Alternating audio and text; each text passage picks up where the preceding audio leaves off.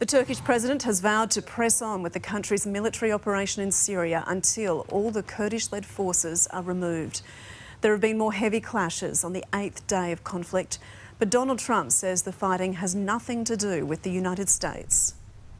I'm not going to get involved in a war between Turkey and Syria, especially when, if you look at the Kurds, and again, I say this with great respect, they're no angels. Vice President Mike Pence is set to meet Turkey's leader tomorrow. Thousands of pro-separatists have taken to the highways of Catalonia as demonstrators continue their push for independence. Protesters lit fires and threw bottles in yet another tense standoff with police. It comes after tense clashes between police and demonstrators, with Spain's government warning it will not be provoked into overreacting. Well, violence has once again hit Hong Kong, with the leader of one of its largest pro-democracy groups left covered with blood after being attacked. Footage on social media shows Civil Rights Front leader Jimmy Sham being set upon by men armed with hammers. He was left unconscious and taken to hospital, the attack coming just days ahead of another planned mass rally. Well, with just seconds to spare, a police officer has pulled an unconscious man from his car before a train slams into it. The driver had suffered a medical condition, causing him to veer onto the tracks, the Utah State Trooper arriving just in the nick of time. A Dutch man who claims he was being held captive with his family was reportedly active on social media in the months leading up to his escape. The 25-year-old triggered an investigation when he went into a bar and claimed he hadn't been outside for years. A 58-year-old man has been arrested. Well, the royal tour has reached Pakistan and it's reached new heights for the Duke and Duchess of Cambridge. Sarah Stewart explains.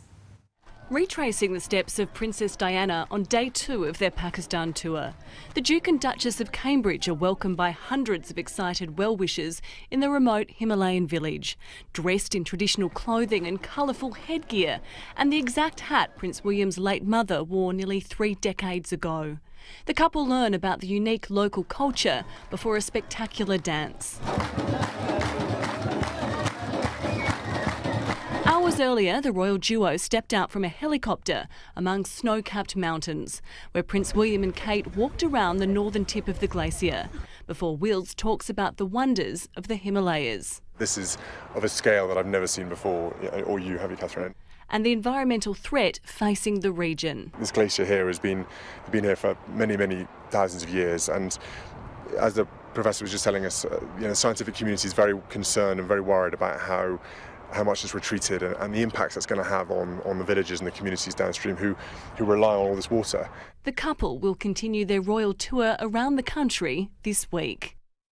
It has no brain, it's bright yellow and has 720 sexes, and it isn't something out of a horror movie. It's rather a new organism dubbed the Blob. Looking more like a fungus, it can digest food despite not having a mouth or stomach, and it can also heal itself in 2 minutes when it's hurt. The small living being goes on display at a Paris zoo this weekend. Police have managed to flush out 3 more people over the theft of a solid gold toilet on display in the UK. The multi-million-dollar artwork named America was stolen from the Blenheim Palace last month, sparking a countrywide search for the culprits. The trio are suspected of carrying out the burglary.